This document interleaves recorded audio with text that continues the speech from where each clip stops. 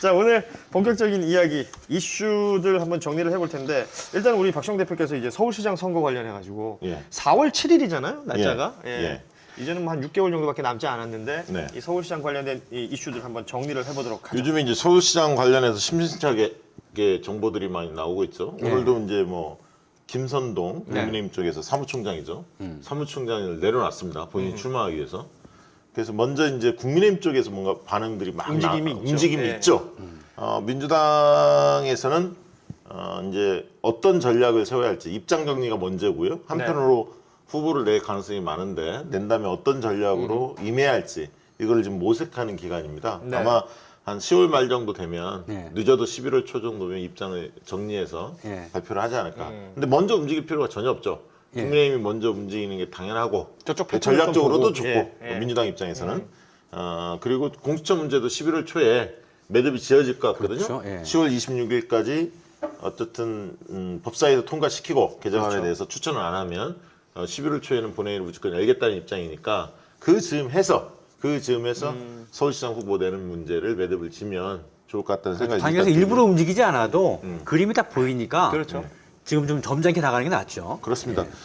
그리고 일각에서는 여성 후보를 유권자들이 많이 선호하지 않겠냐 이렇게 보는 분들이 좀 있지 않습니까? 네네. 아무래도 이제 성범죄, 성추행과 관련해서 일들이 일어났기 때문에 그렇죠. 그렇지만 저는 뭐 여성 후보가 꼭 돼야 한다는 생각은 안 가지고 있습니다. 일단 후보의 자질, 능력이 있다면 남녀 상관은 없다고 보고요. 물론 이제 여성 후보가 그런 능력과 자질까지 겸비하고 있다면 네. 더 뭐 좋긴 하겠지만 거기에 너무 얽매일 필요는 없다. 저도 여성 후보가 되면 좋겠는데 개인적으로는 그 부산과는 또 달리 서울은 그게 그렇게 큰 변수는 되지 않을 거라고 생각합니다. 네, 그렇습니다. 시민들도 그렇게 보고 있고요. 그다음에 이제 어떤 과연 인물들을 좀 선호할까라고 봤을 때 조금은 박 시장하고 다른 스타일을 좀 원하시는 것 같아요. 요즘 흐름은. 그러니까 박 시장님은 내실을 기했고 굉장히 따뜻하셨고 그러면서 또 친근감이 있으셨고 네. 대신에 화려한 뭐 거칠의 중심의 어떤 실적보다는 생활 체감 정책들 그렇죠. 이런 것을 꾸준히 좀 해오셨는데 예. 그러다 보니까 이제 대표적인 브랜드는 좀 안 보인다 이런 평가는 좀 있었습니다. 뭐 과거에 뭐 청계천이나 이런 식의 그렇죠. 실적들 뭐 그런 좀 부분들이 이제 화려한 퍼포먼스 이런 그런 건 좀 없었죠. 없었죠. 네. 잔잔히 적시고 그럼요. 그다음에 이제 내실을 다지고. 여성 안심기가 뭐 정책들 이런 정책들이 굉장히 많지 않았습니까? 여성 우대 정책들도 굉장히 많았는데 저는 이제 박 시장이 잘해왔지만 이제 한 9년 정도를 해오시다 보니까 조금은 더 좀 진취적인 후보들을 원하시는 것 같아요. 과감하고 진취적이면서 어떻든 큰 정책 위주로 좀 할 사람 이런 어떤 니즈가 조금 이제 원래 이제 피로감이 좀 있잖아요. 한 사람 오랫동안 보면 새로운 스타일을 좀 맛보고 싶은 그런 욕구가 좀 있지 않을까 이렇게 좀 보고 있습니다. 필연적으로 대선으로 가는 징검다리 네. 이 역할도 분명히 하고. 네, 그리고 이제 서울하고 경기도가 자꾸 이제 비교가 됐거든요. 그렇죠. 근데 박 시장도 잘했고 이재명 지사 예, 둘 다 예. 잘하셨는데 이제 서울 시민들이 볼 때 최근에는 이제 경기도가 굉장히 큰 정책들을 많이 발표하다 보니까 좀 허전하죠 서울 시민들이. 서울 시민들이 좀 허전하죠. 그런 어떤 큰 정책을 좀 내줬으면 좋겠다 이런 어떤 갈증이 그럴 수도 있죠. 네. 좀 있지 않나 그런 그렇게 점에서 좀 보고 박원순 시장이 그리웠거든요. 그렇죠. 그러니까 타이밍에 따른 어떤 일종의 시대 정신 같은 것들도 있을 테고 지금 이제 박 시장님에 대한 어떤 그 말씀하신 그리움이나 이런 것들을 좀 동시에 해소해 줄 수 있는 네, 그런 또 인물들을 원하고 있는 것 같습니다. 그렇습니다. 그리고 이제 심판론 흔히 말하는 규책 사유가 민주당 쪽에 있으니까 네. 심판론이 불소지가 일부 있습니다. 분명히 있는데 그래서 선거를 굉장히 잘 준비한다. 정당 지지도 차이는 약간은 민주당이 여전히 우세합니다. 다행스럽게 이제 부동산 문제가 조금 안정화 흐름을 좀 띠고 네. 있죠. 최대 관리 포인트인데 때문에 저는 1차적인 건 뭐냐면 아까 정책은 메가 이슈, 과감한 정책, 큰 거. 큰 거, 킬러 컨텐츠 이런 거 잡다한 거 말고 한 서너 가지 딱 묵직한 거 이거 개발해야 할 것 같고요. 그거 못지않게 또 인물이 중요하다고 봅니다. 왜냐하면 아까 말씀하셨듯이 대선 후보급을 원하기 때문에 서울 시민들은 중량감 있는 후보를 원하는데 이 부분 가지고 이제 양당의 머리 싸움이 지금 굉장히 치열할 전망입니다. 왜냐하면 먼저 이제 국민의힘 입장에서 보면 중량감 있는 후보라면 대개 이제 오세훈 전 시장이라든가 아니면 국민의힘 소속은 아니지만 안철수 대표. 대표를 떠올 수 있죠. 지난번에 나와 3등 하지 않았습니까? 네. 그다음 뭐 이제 나경원. 나경원 뭐 나경원도? 수사제이니까 거의 가능성 없다고 보고 있어요. 나경원 씨로. 네. 오세훈과 안철수 정도가 예를 들면 대선 후보급인데 네. 서울시장 도전 가능성을 배제할 수 없는. 그렇죠. 오세훈은 속내는 그럴 것 같습니다. 네. 대선으로 직행할 생각을 가지고 있죠. 네. 왜냐하면 다 고만고만하지 않습니까? 지금 거론되는 국민의힘 주자들이 야권 내에서 이제 인물들이 또 없으니까. 없으니까 본인이 그런 상황에서 또 뭐 서울시장 한다? 그렇죠. 이게 좀 안 맞죠. 이거 좀 본인은. 식상하죠, 둘은. 또. 네. 그래서 이제 본인은 식상해요. 여차하면 당연히 대권을 중심으로 고민할 것 같고요. 그다음에 이제 안철수 대표 같은 경우는 김종인 마음을 열지 않았어요. 줄 생각이 없습니다. 그렇죠. 물론 이제 국민의힘이 굉장히 어려움에 빠져서 안철수 아니면 안 된다라는 상황이 들어온다면 안철수와 전략적 제휴를 할 수는 있겠죠. 예를 들어 서울시장 자리를 주고 통합을 시켜서 국민의힘이 대선 후보를 내고 이런 방식으로 갈 수도 있는데 쉽지 않다. 그 정도 근데 상황 되면 국민의힘은 또 간판 바꿔야 될지도 네, 몰라요. 그래서 이제 국민의힘의 김종인의 의중이 뭘까 예. 이 얘기를 좀 드리고 싶었던 예, 예. 건데 김종인의 의중은 저는 일단 방침은 원외 인사를 가급적하겠다. 이건 분명한 것 같아요. 원외. 왜냐하면 지금 103석인데 개헌저지선이 자칫하면 무너지거든. 예. 패스트트랙 관련해 수사를 9명이 받고 있죠. 그다음에 내일 이제 최종적으로 선거법 기소되는 의원들이 나올 텐데 과거의 전례를 보면 한 30명, 여야 합치면 한 30명씩 기소가 됩니다. 지금까지 5명이고 한 서너 명은 더 추가될 가능성이 있어요. 국민의힘에서만. 네, 국민의힘에서. 네, 그렇습니다. 그러니까 여야 합치면 대개는 한 30명인데 네. 뭐 적다 하더라도 한 20명은 이번에 넘을 것 20명 같고요. 정도. 네, 20명 20명 정도. 안짝될 것 같아요. 네, 그래서 내일 이제 보면 그런 상황에서 섣불리 그렇죠. 배지를 띄고 도전하기가 쉽지 않다. 그래서 당에서 좀 만류하는 입장이 확실히 있는 것 같고요. 특히나 뭐 중량감 있는 의원들을 빼나오기가 쉽지가 않겠죠. 그렇죠. 네. 이제 그렇기 때문에 참신한 인사를 가지고 근데 참신한 인사 별로 없지. 물론 이제 조은희 서초구청장 같은 경우는 좀 참신할 수는 있죠. 국민들한테 많이 안 알려졌으니까. 안 알려져 있고 서초구에서는 또 나름 인기가 있으니까. 네, 중량감이 없다 보니까 미스터 트롯 방식으로 경연 방식으로 네. 끌어가려고 하는 거예요. 그건 전략은 잘 짰다고 봐요. 제가 볼 때. 왜냐하면 예를 들면 도봉에 있는 김선동 준비합니다. 제가 볼 때는 김종인의 의중에 김선동이 상당히 실려 있다. 저는 그렇게 보거든요. 왜냐하면 이들은 강북을 흔들고 청년을 흔들고 두 축을 흔들면 자기들이 이길 수 있다. 이렇게 보고 있거든요. 강남권은 원래 자기들이 텃밭이고. 강하고 부동산 문제로 또 똘똘 뭉쳐 있고 그렇죠. 그러면 아까 서초구청장 같은 경우 청년층을 대상으로 기본소득을 실험적으로 하고 있거든요. 테스트를 하고 있으니까. 그래서 이제 그런 어떤 청년을 흔들 수 있는 이슈, 그다음에 강북 이런 어떤 상징성. 그래서 김선동은 모르잖아 사람들이. 그렇죠. 현재 도봉 출신이니까 이제 그쪽 주변만 알거든요. 그게 권역별로 대표 선수들을 뽑아서 이 뭔가 리그에 참여하게끔 유도하려고 하는 것 같아요. 관악의 오신환, 예를 들면 서초의 조은희 구청장, 그다음에 뭐 강서의 김용태, 뭐 중구의 지상욱 이런 식으로 해서 그러고 보니까 또 골고루 있네. 골고루 네. 있어요. 그런 사람들을 모아서 뭔가 게임을 미스터 하고 트롯을 만들어내는 거죠. 관심을 끌어올리면서 체급을 높이겠다. 이 전략인 것 같고요. 사실 근데 그- 김선동은 예전에 그 체류탄 갔던 김선동밖에 기억이 안 나서. 네. 대표 거 계속 자주 보실 텐데 그 강북 청년이라 그러니까 이준석 전 최고위원은 서울시장 나갈 생각 없답니까? 못 들었습니다. 농담으로. 이준석도 가능성이 없다고 볼 수는 없겠죠. 글쎄요. 뭐 그럴 수도 있죠. 강북 사실 뭐 청년이라는 게 인지도 그냥 면에서는 뭐- 떨어지지 않으니까. 그러니까 지금은 야당 입장에서도 최대한 많은 사람들을 끌어모아서 네. 재밌게 흥행을 만들겠다 이 전략인 것 같고요.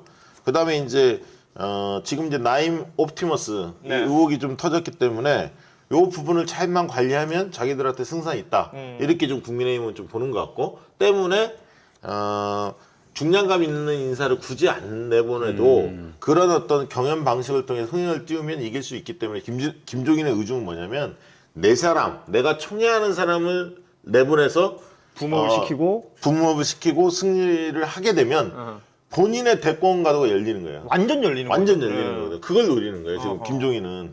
그래서 김선동이나 조은희 뭐 이런 등등의 별로 안 알려졌던 이런 인물들을 가지고 만지작거리지 않을까. 그러면 그 정도 후보권에 있는 사람들이 그 김정인 위원장 앞에 가서 줄을 설까요? 지금 이제 그게 되게 중요한 거잖아요. 아니, 굳이 척질 필요는 없지. 지금 거론한 분들이 거론이 되면 예. 그렇게 하자고 막 뭐 줄을 쓰든지 욕을 하든지 할 것 같아요. 어허. 매력을 느낄 것 같아요. 안 되더라도. 네. 그런데 이제 그런 카드가 시원치 않을 경우에는 오세훈이나 안철수를 만지작거리겠죠. 이제 그거는 뭐 11월 초나 11월 중순 정도 상황을 보고 여론조사도 막 돌려볼 거고 다양하게 고민할 텐데 제가 볼 때는 경연은 어차피 1, 2월 달에 들어갈 거란 말이죠. 그렇죠, 그렇죠. 경선은. 예. 그럼 그 전에 12월 말까지 어쨌든 여야 정당에 대한 지지율, 서울 시민들이 어떤 판단을 하고 있는지 이런 것들을 나름대로 전략조사를 해서 네. 과연 참신한 사람을 가지고 붐업이 가능할까? 아니면 오세훈, 안철수를 끌어들여야 하는 상황인가? 이런 판단을 하겠죠. 그 시점이 아마 12월 내에는 끝날 거다. 저는 좀 그렇게 보고 있고요. 민주당은 이제 반면에 이제 아까 했던 입장을 정리해야 하는 문제가 하나 있죠. 대략 가닥은 잡혀 있는데 시기와 모양새를 지금 고민하고 있는 것 같고요. 네. 그다음에 이제 저는 민주당에서도 총동원령을 내려야 한다. 총동원령. 그 무슨 얘기냐면 가능성 있는 후보를 가급적이 많이 뛰어들게 하는 게 저는 좋다고 봅니다. 예. 이게 뭐 예를 들면 지금 거론되는 분들이 뭐 박영선, 추미애, 그다음에 우상호, 우상호, 뭐 그다음에 임종석. 이제 임종석, 네. 뭐 임종석 실장 같은 경우는 아까 통화를 한 번 했는데 뭐 이 얘기까지 못 물어봤고 어쨌든 뭐 대권을 당연히 준비하실 텐데 과연 서울시장으로 선회할 수 있을지 뭐 이런 것도 고민이고 또 출장관도 대권 후보로 거론되는 분 아닙니까? 지금 그렇죠. 현재. 네. 공수처가 또 진행되고 나서 이제 뭐 또 네. 상황이 달라질 수 있죠. 그렇죠. 이제 그런 변수는 있죠. 박주민 의원. 박주민 의원도 조금 생각이 있는데 적극적으로 준비하실지는 모르겠어요. 예. 저는 강하게 좀 푸시를 하고 싶어요. 예. 박주민 의원. 그리고 저는 의외로 아까 이제 이준석이 있다면 저쪽에 이쪽에는 김한규가 있지 않습니까? 김한규 좋네. 참신하다. 김한규 좋다. 네. 참신하네. 예. 제가 넌지시 예. 이야기를 해놨습니다. 몸풀 준비를 해라. 왜? 그 얘기는 무슨 얘기냐면 예. 청년을 상징하는 그런 어떤 강남을 상징하는 이런 어떤 이슈에 대해서 이야기를 할 사람이 있어야 거든요. 그렇죠, 그렇죠, 그렇죠. 그 참신성이 있는 사람들이 네. 막 뛰어들어야 이게 역동성이 생겨요 경선에. 예, 그리고 그분이 뭐 김한규의 그 외모나 스펙 자체가 외모와 스펙뿐만이 아니라 내실이 있잖아요. 그렇습니다. 감각이 있고 내가 보기엔 완벽해. 그래서 그런 분들이 많이 네. 참여할수록 판이 커지고 흥행에 도움이 된다. 그래도 이렇게 그 정도면 빵빵하다. 네. 진짜 그 정도만 해도. 진짜 빵빵. 그리고 이 얘기는 좀 드리고 싶어요. 이제 박영선, 임종석 이런 분들 추장관이 지금 한참 핫 이슈니까 그런데 박영선, 임종석 이런 분들이 사실은 조금 잊혀졌어요. 네. 그러니까 정치 현안에는 목소리를 별로 내지 않기 때문에 장관을 하기 때문에 박영선 장관은 그런 경우가 좀 있고요. 옛날에 이제 똑똑하다. 뭐랄까 말도 똑부러진다. 잘하고 토론에 네. 강하고 그다음에 정책에 좀 능하다. 경제를 그래도 좀 안다. 뭐 이런 이미지가 강점 아니었습니까? 삼성 저격수 뭐 이런 이미지가 있었는데 반면에 이제 비문 이런 어떤 이미지 그리고 그런 어떤 행태가 네. 있다 보니까 좀 당내에서 거부층들이 좀 있었죠. 거부감을 가지고 있었어요. 있는 네. 거부 정서가 좀 있었는데 그건 이제 본인의 과제고 네. 제가 볼 때는 민주당 지지층은 이번에 서울시장에 대해서 좋은 사람 뽑는 것보다도 이길 사람, 잘할 사람 그 기준으로 좀 더 가야지 않을까. 네. 그게 누구냐? 이게 좀 꼼꼼히 따져보셔야 할 거예요. 후보들이 많으니까. 임종석 전 실장도 조금 잊혀졌어요. 원래 총선 불출마를 했고 자기가 네. 기득권을 내려놨죠. 그러면서 지원 유세 굉장히 열심히 다녔거든요. 근데 유심히 봤는데 지원 유세 할 때 제가 가봤습니다. 청중들의 반응을 봤는데 굉장히 뜨거웠어요. 그렇죠. 역시 마이크를 딱 잡으면 흡입력이 있습니다. 그래서 이슈몰이 예. 이런 거에서는 또 탁월하시기 때문에 임종석 실장 같은 경우도 이제는 조금씩 정치 현안에 대한 목소리를 내셔야 하지 않을까. 그렇죠. 될 사람이라는 측면에서 이를테면 이제 박영선 장관은 우리 지지자들이 좀 싫어하는 분도 계시겠지만 지지자들 감각과는 달리 인기가 굉장히 좋아요. 그죠? 아까 말했지만 똑똑하고 이슈 파이팅이 좋고 네. 해서 우리가 어떻게 생각하느냐를 떠나서 시민들이 어떻게 생각할 거냐를 먼저 좀 생각해 보면 그렇죠. 네. 훨씬 더 이렇게 좀 너그러운 네. 여유로운 선택이 가능해지지 아니 않을까. 그리고 여기 지금 글 올라왔는데 지금은 비문이 어디 있어요? 저 그러게. 주장에 대해서 저는 네. 100% 동의합니다. 맞습니다. 그러니까 박영선 의원 시절의 과거에 좀 네. 그런 일이 있었지만 네. 문재인 대통령 만드는데 또 그 결정적 역할을 마지막에 하셨고 그래요. 그리고 또 장관 하시면서 정부 성공, 문재인 정부 성공을 굉장히 적극적으로 하고 계시거든요. 그래서 과거의 잣대로 너무 엄격하게 들이대지 않았으면 좋겠다. 그 말씀 드리면 제가 캠프 좀 관여를 했는데 그 네. 캠프 멤버들 중에 인기 1순위가 박영선 의원이었어요. 너무 열심히 하니까. 실제 요즘 뭐 다 친문이다라는 얘기를 방송에 나와서 한 네. 적도 있으시니까 뭐 그런 것들은 이제 당 내에서의 비토 세력들 이런 게 이제 오히려 제 살 깎아먹는 일이 되니까요. 그렇습니다. 예, 좋은 말씀입니다. 진짜. 예. 거듭 이야기 드리지만 차기 서울시장, 차기 대선, 뭐 다스베이다도 있고 여러 군데 있지만 박시영 TV와 함께하면 그렇죠. 여러분의 안목이 높아지고 길이 보일 겁니다. 예. 여러분 4.15 총선 기억나시죠? 맞습니다. 작두 탄 사람 누굽니까? 이번에는 그 최근에 이제 계속 그 이슈되고 있는 인물들 중에 이제 뭐 이제 대권 후보 이낙연, 이재명 이 두 인물에 대한 얘기들 많이 나오고 있는데 그 못지않게 기본소득 또 기본 자산 관련된 이야기들도 지금 나온단 말이죠. 김두관 그렇죠. 의원도 여기에 지금 네. 아이디어를 낸 것이 있고요. 기본 자산이라는 단어가 이제 나온 어떤 배경이라든지 이런 것부터 좀 얘기를 해보는 게 좋을 것 같아요. 근데 기본 자산이라는 건 이제 그 출생 태어날 때. 태어날 때 아예 한 2천만 원 주자. 그렇죠. 김두관 지사가 아니죠. 이제 의원이지. 김두관 의원 주장은 2천만 원을 주되 지금 출생했을 때 바로 빼서 쓰게 하면 그런 이게 것도 다른 많이 데로 나와요. 그렇죠. 또 쓸 수도 있기 때문에 이거를 성인이 됐을 때, 20년 후에 성인이 됐을 때 찾아 쓸 수 있도록 하자 본인이. 그러면 이제 대한민국에서 태어나면 2천만 원을 가지고 있는 그러면 이제 거죠. 성인이 예. 되면 이게 4천만 원 내지 5천만 원이 돼요. 그렇죠. 그러니까 적은 돈이 아닙니다. 금수저까지는 안 돼도 은수저는 좀 줄여주자. 그렇습니다. 그런 얘기예요. 숟가락 주자죠. 예, 이게 숟가락 의리를 주자. 지킬지 예. 모르겠지만. 그렇죠. 네. 왜냐하면 지금 이제 청년들이 사회에 나갔을 때 워낙 양극화가 심화되기 때문에 그렇죠. 어려운 집안에 있는 분들은 학비 문제부터 시작해서 뭐 장사를 해보려고 미천이 있어야지. 네. 이런 게 힘들기 때문에 출발선 자체가 너무 차이가 나죠. 그렇죠. 그걸 좀 좁혀주자. 예. 출발선을 좀 좁혀 그렇죠, 사회에 그렇죠. 나갔을 때 예. 저는 의미 있다고 봅니다. 예, 저는 아주 필요하다고 봅니다. 예, 아주 필요한. 예. 그리고 저출산 해결에도 도움이 될 겁니다. 그렇죠. 근데 일각에서는 저출산 예산을 다 합쳐보면 맞아요. 30조에서 90조 나온대요. 예. 그 학자마다 달라요. 그걸 이제 통계를 내봐야 할 텐데 적게는 30조에서 90조가 나온다는데 네. 이 김두관 의원이 주장한 걸 보면 30만 명 기준으로 매년 태어나는 아이를 추산을 했을 때 매년 6조 정도밖에 안 들어가요. 그렇기 때문에 이 만약에 출산 물론 뭐 육아 수당부터 시작 여러 개 다 있겠지만 오히려 이런 식으로 목돈을 중심으로 주는 게 더 낫다. 저는 이렇게 보고요. 네. 정의당도 이 비슷한 그렇죠. 공약을 총선 때 했습니다. 네네. 청년에게 3천만 원을 지급하자. 청년 기초자산제를 정의당이 공약을 했는데 어쨌든 이건 정의당 김종철 신임 당대표도 이 문제를 쟁점화 시키겠다는 걸 분명히 그렇죠. 입장을 냈어요. 때문에 이거는 좀 논란이 될 겁니다. 그래서 저는 차제에 이 이슈와 그다음에 기본소득 입장이 조금 다르잖아요. 차이가 있죠. 기본소득은 일상적으로 일정 금액을 주는 거고 기본 자산은 아까 출발선에서 태어날 때. 때 도움이 되도록 성인이 됐을 때 그걸 이제 맞춰주는 개념이기 때문에 두 가지 다 우리 그 이낙연 지도부께서 끌어안고 논의를 해보자는 거죠. 예. 그러니까 공론화를 시켜서 어떤 당이 주도해서 그러니까 특정인들이 아니라 당이 받아. 그 말씀이 굉장히 중요한 것 같아요. 이제 기본 소득, 기본 자산, 지금의 어떤 시대가 끌어낸 단어들이라고 저는 생각을 하거든요. 그런데 이것을 주도해가는 세력이 당 내에 좀 있었으면 좋겠고 계속해서 이게 업그레이드가 되는 모습을 당 내에서 좀 만들어줄 수 있으면 그렇죠. 저는 그 예. 이낙연 대표가 이번에 2차 재난지원금을 할 때 선별 지급이 철학이다라는 말까지 동원해 가면서 네. 전 일종의 정치적 승부수였다고 봐요. 근데 성공했어요. 저는 엄청 불안했는데 다들 만족하잖아요.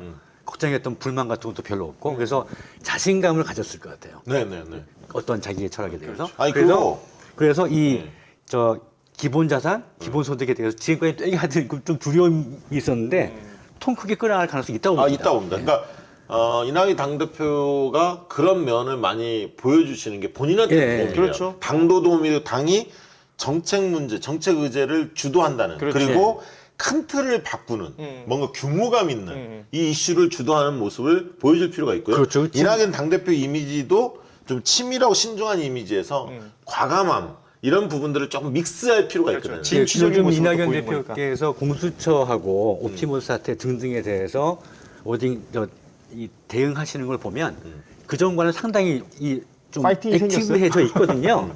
그러니까 이 기본 자산, 기본 소득, 다음에 어떤 뭐 그 뭐죠 국민 고용보험. 고용보험 죄송합니다. 예. 그런 등등에 대해서 이제 폭넓게 주도적으로 이낙연 대표가 제가 끌고 갈 필요가 있다고